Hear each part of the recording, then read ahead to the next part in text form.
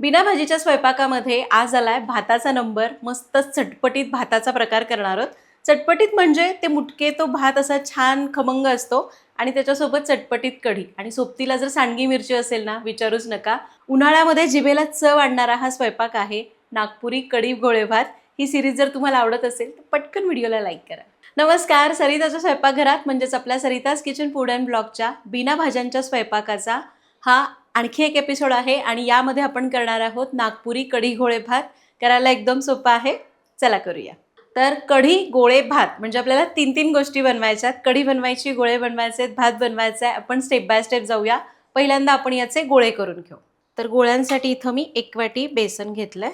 यामध्ये घालूया पाव चमचा हळद, पाव चमचा ओवा, 1 चमचा मिरची पावडर, 1 चमचा धणेपूड, चवीपुरतं मीठ, 1 मोठा चमचा भरून भाजलेला दाण्याचा कूट जो पूर्णपणे ऐच्छिक आहे, नाही घातला तरी पण चालेल। थोडीशी चिरलेली कोथिंबीर घालूया। आता इथं मी 1 7-8 लसूण पाकळ्या, 2-3 हिरव्या मिरच्या आणि इंचभर आलं जाडसर कुटलंय। ही आलं लसूण मिरचीची पेस्ट घालायची। आता याला मिक्स करून घेऊ। सगळं चांगलं मिसळलेलं आहे। आता हे गोळे घट्ट होण्याची शक्यता असते म्हणून यामध्ये आपल्याला घालायचे तेल।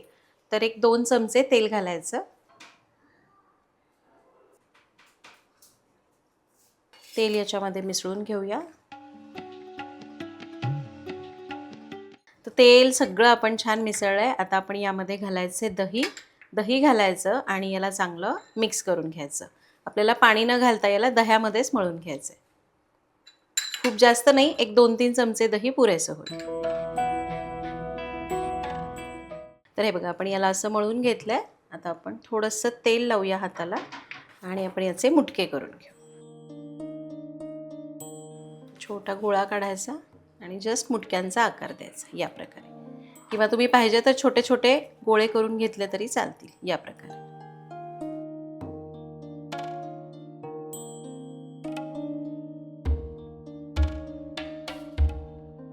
आणि आपले हे मुटके तयार झालेले आहेत। आता दुसरी स्टेप आपल्याला भात करायचा आहे, तो करूया।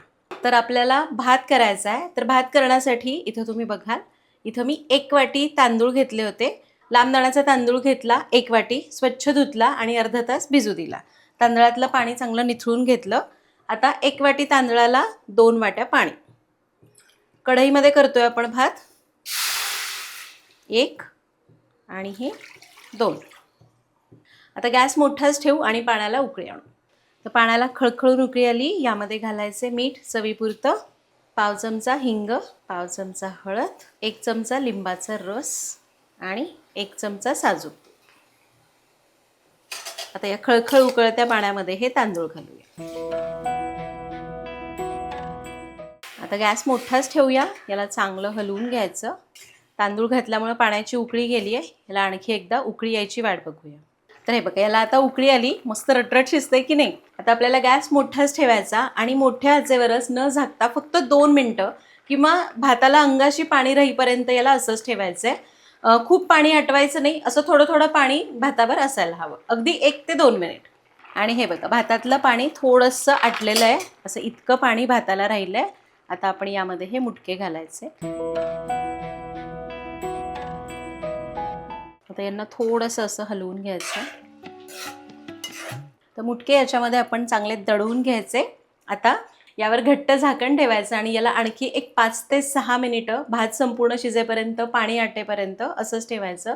अगदीच एखाद्या स्टेजला वाटलं की भात सुद्धा कच्चा आहे, मुटके पण थोडे शिजायला हवेत, तर थोडंसं गरम पाणी वरून घालू शकता, पण गार पाणी घालू नका।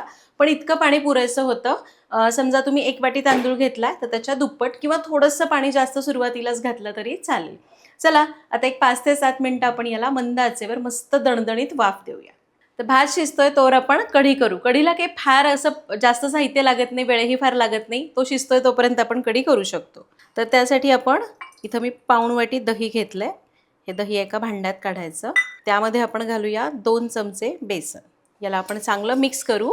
पाणी घालायच्या आधी दही आणि बेसन चांगलं फेटून घ्यायचं, म्हणजे गुठळ्या मोडल्या जातात। तर पाणी घालायच्या आधी दही आणि बेसन चांगलं फेटायचं। पाणी कमी असेल तर दही आणि बेसन चांगलं फेटून गुठळ्या मोडता येतात, एकदम मऊशार होतं आणि त्यामुळे कढी फाटण्याची शक्यता खूप कमी होते। आणि हे बघा, दही आणि बेसन छान मिसळलं, एकदम मऊशार झालंय। आता यामध्ये आपण अजून वाटीभर पाणी घालूया आणि याला मिक्स करून घेऊ. आणि आपलं कढीचं मिश्रण तयार झालंय. कढीला फोडणी देताना नंतर जसं लागेल तसं पाणी वाढवता येईल. कढीचं मिश्रण झालंय, फोडणी करूया. चला, आता कढी आपण तुपामध्ये करतोय. तुम्ही तेलात केली तरी पण चालेल. कढईमध्ये घेतलं 3 चमचे तूप.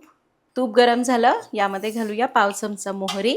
मोहरी तडतडली, पाव चमचा जिरं घालूया, पाव चमचा हिंग, कढीपत्ता, 7-8 ठेचलेल्या लसणीच्या पाकळ्या, 1 इंच किसलेलं आलं आणि 2 बारीक चिरलेल्या हिरव्या मिरच्या. याला आपण परतून घेऊया. कढीचा सगळा आत्मा त्याच्या फोडणीत असतो, त्यामुळे फोडणी मस्त बसली पाहिजे. तर फोडणी एकदम खरपूस झाली. तर यामध्ये घालूया पाव चमचा हळद. हळद याच्यामध्ये मिसळून घ्यायची आणि मग यामध्ये घालूया तयार केलेलं दह्याचं मिश्रण. यामध्ये आणखीन पाणी मावेल. अजून 1-1.5 वाटी पाणी घातलं. याला मिक्स करून घेऊया. तर कढीला उकळी आली की एकदम गॅस कमी करायचा आणि याला सतत हलवत 4-5 मिनटं उकळून घ्यायचं. तर लक्षात घ्या, बऱ्याच जणांची कढी फाटते. तर त्यासाठी पहिलं म्हणजे बेसन याच्यामध्ये मिसळणं आवश्यक आहे, म्हणजे कढीला दाटसरपणा पण येतो, शिवाय ते एकसंध होतं आणि कढी फाटण्याची शक्यता कमी होते. दुसरं म्हणजे कढीला फोडणी दिली, आली रे आली की गॅस कमी करायचा आणि याला मंद आचेवर 5 ते 7 मिनटं सतत हलवत असं शिजवायचं. म्हणजे कढीमधलं बेसनही चांगलं शिजलं जातं आणि कढी फाटत नाही.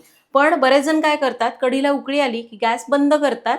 त्यांना वाटतं की कढी फार उकळली की फाटेल, पण यामधलं बेसन पण शिजणं तितकंच गरजेचं आहे. त्यामुळे याला 5 ते 7 मिनटं चांगलं शिजवून घेणं गरजेचं आहे. मग ती फाटू नये म्हणून सतत हलवून घ्यायचं. आणि हे बघा, 5 ते 7 मिनिटं आपण कढी छान शिजवून घेतली आहे. तुम्हाला दाखवते. हे बघा, मस्त दाटसर आपली कढी तयार झालेली आहे. आता सगळ्यात शेवटी यामध्ये घालूया मीठ. मीठ घालून याला मिक्स केलं आणि हे काय, आपली ही मस्त कढी तयार झाली. गॅस बंद करूया. तर आपली कढी तयार झालेली आहे. एकदा भाताकडे नजर टाकू. दुसरीकडे भात बघूया. हे बघा, आपला भात पण अगदी छान शिजलेला आहे. मुटके पण एकदम मस्त शिजलेत. तुम्हाला दाखवते मी. अगदी मस्त मुटके पण तयार झालेत. गॅस बंद केला. आता ह्या भातावर असंच झाकून याला बाजूला ठेवू आणि याचा एक मस्त तडका करू. तर तडका पॅनमध्ये 3 चमचे तूप तापवलंय. तूप गरम झालं, यामध्ये घालूया अर्धा चमचा मोहरी. मोहरी तडतडली, यामध्ये घालू पाव चमचा हिंग, कढीपत्ता. गॅस बंद करून 1 लाल सुकी मिरची घालूया. त्याला चांगलं परतून घेऊ. आपला तडका तयार झालाय. आता हा तडका तुम्ही 2 प्रकारे करू शकता. एक तर आपल्या भातावर ओतायचा, भात झाकून ठेवायचा, किंवा तुम्ही हा तडका असाच ठेवा. जेव्हा आपण सर्व करतो ना, तेव्हा प्रत्येकाला त्या भातावर थोडा थोडा सर्व करून द्या. अशा पद्धतीने, दोन्ही पद्धतीने आपण हा तडका करू शकतो. मी काय करणार आहे, मी या सगळ्या भातावरच घालून भात थोडा वेळ झाकून ठेवणार आहे. हा तडका भातावर घालू. यावर झाकून याला 5 मिनटं असंच ठेवू. तर 5 मिनटं झालेली आहेत. तडका भातावर मस्त मुरला आहे. आता फक्त घालूया यावर बारीक चिरलेली कोथिंबीर. याला मिक्स करूया आणि आपला हा भात तयार आहे.